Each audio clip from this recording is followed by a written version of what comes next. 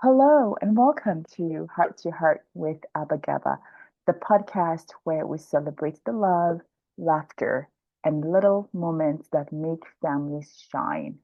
Whether you're a parent, grandparent, educator, or simply someone who believes in the magic of childhood, this is your place.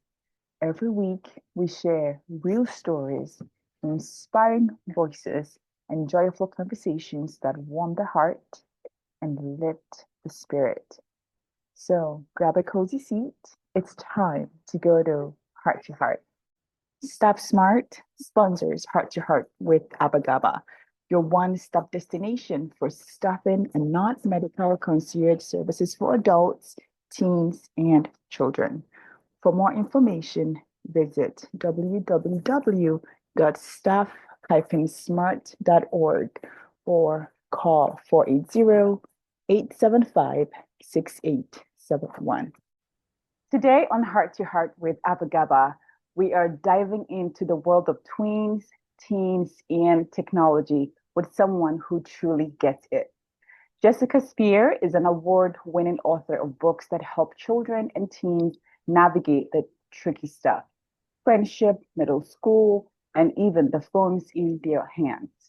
With a master's degree in social sciences and a gift for making complex topics relatable, Jessica blends storytelling, science, and practical tools to support young people and the grown-ups who love them. She's the author of the phone book, Stay Safe, Be Smart, and Make the World Better with the powerful device in your hand. BFF or NRF, not really friends, and middle school safety goggles advice. Jessica is also a regular contributor to the national media, speaking about parenting, social emotional learning, and youth development. Get ready for a meaningful conversation about how we can better equip our kids for the digital age. I can't say this word. Deepen their social awareness and foster healthy, happy relationships. Let's dive in. Jessica, I am conversing with you from Mesa, Arizona. Please tell our listeners where we are connecting from and add a short bio. Hi, Abby. It's great to be here with you. I am up in the mountains of Colorado, but interesting, I grew up in Arizona, so I know your area No really well. I did. So way! I That's know how, yeah, awesome. so I know Arizona really well. Now I live in Colorado, and as you mentioned, in my bio, I've got a background in social sciences. So I've always been really curious about humans and relationships. And when I became a mom, and I've got teens now, but when I became a mom, this became really interesting to me. And so I actually started doing some research and running some friendship programs in schools to help kids, connect, develop social emotional skills. That grew into my first book, which, as you noticed, is a mouthful. It's called BFF or NRF, not really friends. So that just kind of dives in some of the social struggles that we see starting to emerge in elementary school. My second book is all about middle school. And for that book, I spent a year with seventh graders, really talking to them about, their experiences and some of the trickier things about those middle school years. That Mhm. book's called Middle School Safety Goggles Advise. And then my most recent book is all about life with a cell phone, as a preteen, Mhm. early teen. And it's called The Phone Book. And as we all know, tech is amazing, but it also, poses some challenges, especially for preteens, teens, even kids. Yeah. It's the way that it's designed can pose some real challenges. So that book dives into all of those dynamics. Oh, thank you so very much for adding the bio. And speaking of preteens, why are friendship and social struggles common in the preteen and teen years? Yeah, good question. And so this actually I find is a relief to parents because sometimes, some social stuff starts to emerge in elementary school and parents start to wonder why, like what is going on with their kids and their friendship. And there's some really interesting developmental things happening here. And it tends to happen earlier for girls because girls start to enter adolescence and puberty, 2 years before boys at least. Mhm. So what starts to happen is somewhere around middle, late elementary school, kids start to put a lot more emphasis in their friendships. So as we as parents, especially in the middle school, junior high years, we start to feel our kids pull away a little bit. And what's happening there is they're starting this process or continuing this process of individuation where they're figuring out, well, who am I outside of this family unit? Which means there's a lot more weight in their peer friendships, where in the early years it's all about their caregivers. Now they're really caring about, their peers and what their peers think. There's a huge interest in fitting in and belonging, all while they're starting to explore themselves. Like, who am I? Hmm. What is my identity? Who are my friends? Where do I fit? So that's Hmm. happening. Their interests are changing. Sometimes hormones are already beginning to change, which changes Hmm. their emotional responses to things. As we're Yeah. going through puberty, we feel things in a bigger way in our bodies and brains. The prefrontal cortex, the part of our brain that helps it to regulate and offer self-control, that doesn't develop nearly as fast as the emotional part of our brain. So that's why we feel things in a bigger way during those preteen and teen years. So all of that tends to impact their friendships and their relationships. So during this phase of life, there tends to be a lot of changes, maybe some struggle. They're still working on their social skills, which can be tricky because again, this is a time of life where their peers matter a lot. So if things aren't going well, that can feel like the earth beneath them is shifting. Yeah. Oh my goodness, what a powerful insight. Speaking of friendship, you frequently talk about 9 friendship truths. What are some of these truths? Why are they helpful in childhood and as an adult? Yeah, and what I learned so my first book I mentioned grew out of this friendship program. And what I learned running that program is that it helped for kids to sometimes hear some of these truths early on. For example, one of the friendship truths is friendships have different phases and change over time. And when I was Mm, working with, third, fourth, fifth, sixth graders who might be in the midst of those changes, just knowing that fact that actually this is not abnormal. Friendships do right. change. Mhm. It kept them from feeling like there's something wrong with them. They thought, Mhm. oh, okay, this doesn't feel good. This is hard, but this happens sometimes. So Mhm. just that simple truth. Friendships have different phases and change over time helped lift some of that weight off of their shoulders. It didn't make it any easier. Friendship Mhm. changes are really hard, but just knowing, that there's nothing wrong with them was so helpful. Another friendship truth that I found really resonated with kids is everybody's learning, friendship skills at a different pace. Even us as adults, we have strengths in certain skills. We have some weaknesses, So some kids resonated with you. Hey, they maybe aren't the best at listening to their friends, or they're not the best at compromising, Mhm. but they are really strong at maybe sharing, and they're really strong at including others. So just recognizing everybody has some strengths and weaknesses that help them be a little more accepting in their friendships too, Yeah. and accepting of themselves. So, Mhm. so those are just two truths that we would go over together in my friendship groups, and then they also are throughout my book, the book that's called BFF or NRF, Not Really Friends, and it just Mhm. really kind of gives a insightful look at their friendships to help them navigate when the inevitable bumps, come up. Oh, I love that. Thank you so much for shedding light on that. And speaking of friendship, what is the friendship pyramid and why is it useful for tweens, teens, and adults?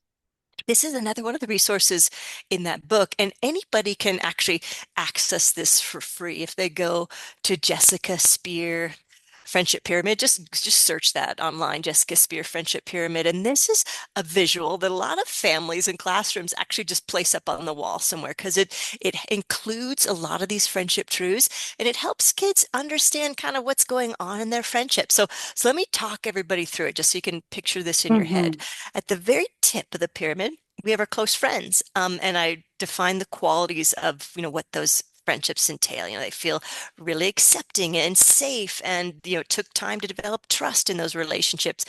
But it's a really small part of the pyramid because as you and I know, Abby, these friendships are pretty rare. Mm-hmm. Most of us have less than five close people in our lives, and some of those might be family members, so Hmm. these are really special friendships. So letting kids know that those are pretty rare. And a lot of kids and teens might have gaps in their lives where they actually feel like they don't have anybody in that bucket, which feels unsettling. But again, that's normal. That's one of the friendship truths. Close friends can be really hard to find. Underneath that, the big swath of the pyramid is friends. And Hmm. I'm really loose with this term, especially now that, preteens and teens might have online friends. Hmm. These friendships are, definitely don't feel as close, but they do feel good and you feel accepted for you who you are and you enjoy Right. seeing and spending time with these people. But these could be neighbors, these could be teammates, these could be classmates, so it's really important for all kids and teens to have several people in that bucket. Again, they might not feel like close friends, but you Hmm. never know. Like some of these could grow into close friends over time. Yes. And then the bottom of the pyramid is acquaintances. So of course, there's tons of people out there that we maybe see, across school or across town. We don't know them, but we see them, and you never know. Those are possible new friends too. So I talk to kids about staying open to that, staying open to, letting other new friends come into our lives. And then separate to that, I've got the what I defined as not really friends. So I think it's important for kids and teens and adults to know sometimes we have relationships that don't really feel like friendship. They and, Hmm. and I define what are the qualities of those. They might feel really untrustworthy. They might be nice some days, but mean other days. So just Hmm. just helping kids know that, hey, yeah, this is a person in my life, but this is not actually a friendship. So Hmm. it doesn't mean they have to be mean, but it might mean they might need some boundaries. It might mean Right. they need to be cautious here with what they share with this person. But Hmm. helping, kids and teens understand that too, because I think you and I can probably remember being in some of these relationships sometimes. Hmm. And for young people, that can be really confusing, is how to Can. navigate those. So that's just a quick overview of the friendship pyramid that kids and teens and families, you find that a useful framework. Like especially when they're maybe having a hard time in a friendship, just looking at these definitions and figuring out kind of what kind of relationships this Hmm. might be and what's going on. Oh, this is so helpful. Thank you so much again for sharing that. What inspired your latest book, the phone book? How can Oh, how can families navigate devices oh, that's a in tough, ways that yeah, that's foster healthy and safe habits? That's such a big question. And truly, I feel like that is, that's the parenting challenge of our day. As you probably know this already, Abby, like Hmm. it's, just battling screen time is a real challenge. It is. Yep. I wrote this book for that reason. I now have two teens, but when I wrote that, I had a preteen and an early teen and we were feeling this in our house too.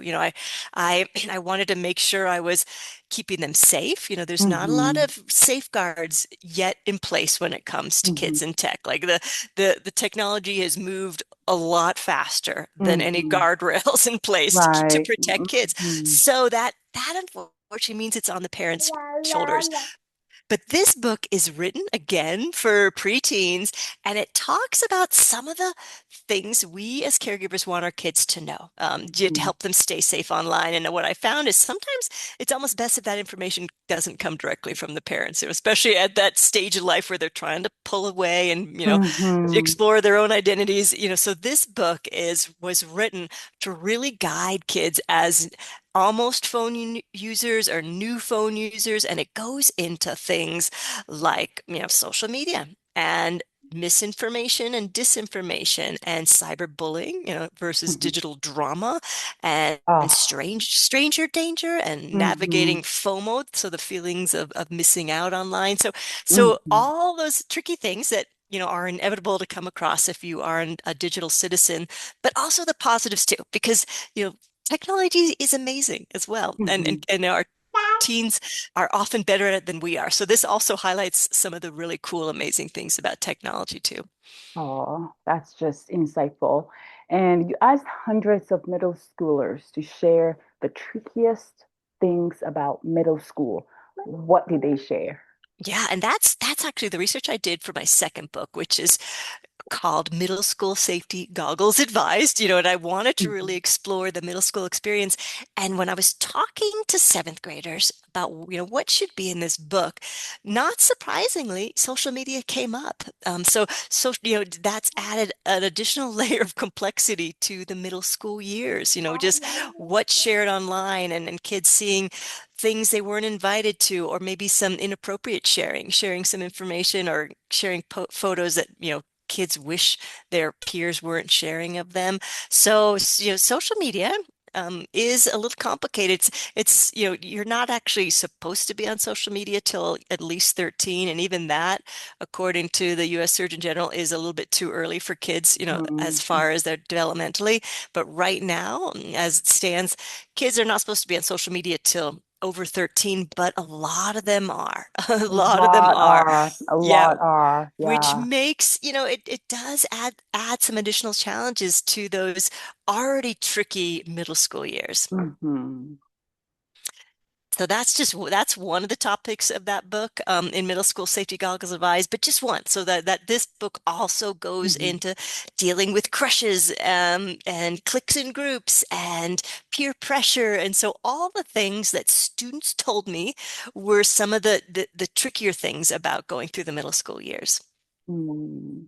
Speaking of middle school, it is often joked about or dreaded, but you describe it as a time of major transformation.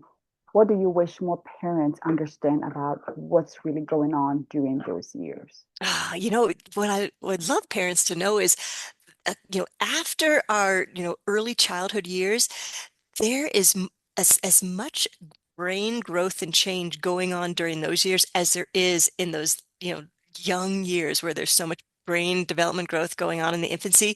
Same thing happens during these middle school years. So it's a time of huge, brain growth and change.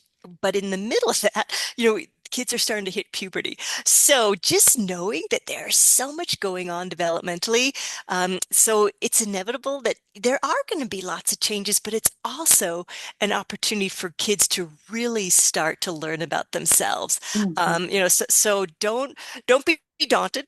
Don't assume it's going to be bad or challenging, because you never know. Some Hmm. kids sail right through, and it's just wonderful and amazing. Others have, more challenges, and maybe there's a lot of friendship changes and struggles, but out of that often grows some really cool things. Through Hmm. those challenges and struggles, they might learn a little bit more about who they are. They might learn more about friendship. They might learn more about their interests and their skills. So, it's a time of great change, but also a time of cool opportunity too. Oh, you say it so professionally. I love it.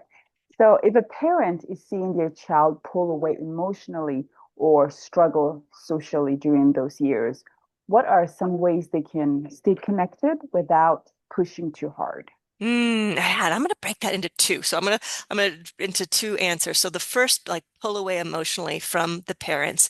One is know that that is actually normal. Like we talked about, developmentally, kids are always in a process of individuating, because they're going to fly at some point. So they're learning how to stand on their own.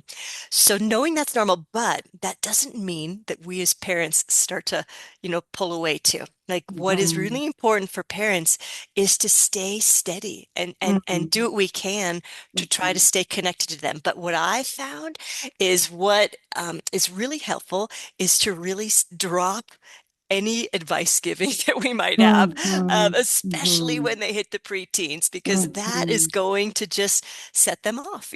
That's kind of insulting to them as they're trying to individuate. And oftentimes, our advice might be totally inappropriate, especially when it comes to, navigating their social world. We might not have the best answers for them. So what I find is better is that we just really listen deeply and validate their experiences. So let's say your middle schooler comes home and is really upset by something that happened with their friends. Instead of us like reacting in a strong way and being mad and getting involved, we instead again stay really grounded and hear them, acknowledge them and maybe say, "Oh my gosh, that sounds really hard.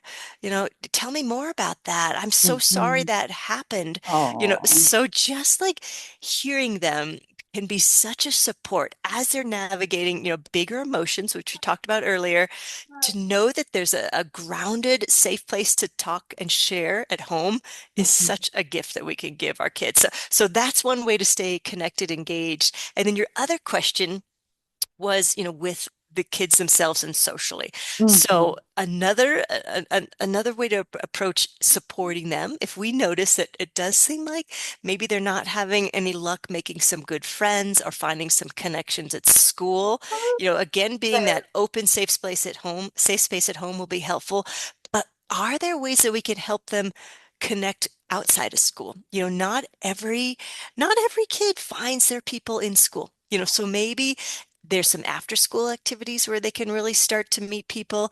So think about, is there a way that we kind of behind the scenes can help them connect with the people, or just give it some time. It is a time of big change for kids and teens as they navigate friendships. So there was a study done at UCLA that two-thirds of first year middle school students changed their friendship group in the first year middle school. So two-thirds. So the majority are often, in a state of change. So if we notice something's going on, it could just be temporary. They could be in the midst of a friendship change. By us staying, caring and loving and supportive at home, that's going to help through some of those transitions. But if something is long lasting and we're worried, I also think it's always appropriate to reach out for help. Maybe we need to just Mhm. check in with a teacher or check in with the school counselor and see if there might be something going on that we're not aware of. This is so eye-opening, Jessica. I love how you said to listen and to validate the feelings and validate what they're going through. And I can only imagine that as parents, if we use that, it can only spark meaningful conversations and then it will keep us connected instead of like dropping advice, like you said. I That resonates with me so much. Thank you for sharing that. So I wanted to ask you, what are some small, practical, you may have touched on this already, what are some small, practical things parents or caregivers can do at home to help children build stronger friendship and emotional resilience, especially in a tech-saturated world? Ah, yes, good question. Always one of the best things we can do as parents is model, so Model, so we model. can we can model healthy relationships with our friends. We can notice like what we're saying about people. So, if we're actually starting to gossip, be like, "Oh my gosh, I'm sorry I said that. I just realized, that was pretty gossipy and that person isn't here, to defend themselves. So I'm sorry I said that." Or just really honoring, what is it like to be a good friend and being good friends to our friends. And so modeling is one great way, and then staying curious about their lives too, and avoiding advice like we talked about, but asking Yeah. some, curious questions like, "Hey, which of your friends do you feel like you can really be yourself with?" Or, "Hey, you know, y- is there any new kids in your class that you find especially interesting?" So I just like to ask curious questions, because through those questions, your child is starting to process, and so they might say, "Oh, actually, there is this new kid in class that seems really cool." So Mhm. just curious questions, and, just genuinely wanting to know what's going on in their lives. And some of these questions are going to help them gain some insights. For instance, which of their friends, makes them feel really accepted. So just, they might not have noticed that. They might have felt that in their body, but by putting that out loud, now that you mention that, my friend Kevin actually is always there for me. So just that recognition can, you know, offer them some recognitions within their lives too. I love that. So, like you said, modeling, I imagine even just modeling those skills ourselves make a difference. So this week for our families, do you have any go-to questions or rituals that you recommend that our families try this week? Oh, yes. Okay. And I hope this is not a ritual that has been shared. If it is, let me know and I'll come up with another one. But, for me, one of our family rituals that has been the most meaningful and helped us stay connected. And this is, mostly can happen in the preschool. It's harder with toddlers and little ones, but preschool and beyond is regular family dinners. And Oh, I sometimes we love. can't make it happen every single night, but Hmm. there is research that shows that families that sit down together a few nights a week and have family dinners have really great outcomes, such as better academic performance, fewer teen pregnancies, fewer Oh. substance abuse issues. And what's happening there is these families are making time to sit down and connect. So I always encourage no devices at the dinner table, and maybe a few fun questions that you ask each other, like, what was the best part of your day? What was the hardest part of your Mm, day? So using those dinners as times to really connect with each other and get to know each other as people. And the impact of that is pretty profound if you look at the research. So that would be my one takeaway. And sometimes we mhm, can't do it more than 2 times a week, but even twice a week, sitting down with your mhm, family for dinner and conversation will have huge impact on your kids and teens. mm. Jessica, I love that. What an insightful and encouraging conversation with Jessica Spear. I hope you walking away like I am with a renewed sense of how we can help our children navigate friendships, middle school mayhem, and the digital world with wisdom and heart. Jessica, I would love to know your social media handles. Could you please drop them now so we can follow you, your website, and anything else you want to share with us? Yeah, that my website is Jessica Spear, SPEER.com.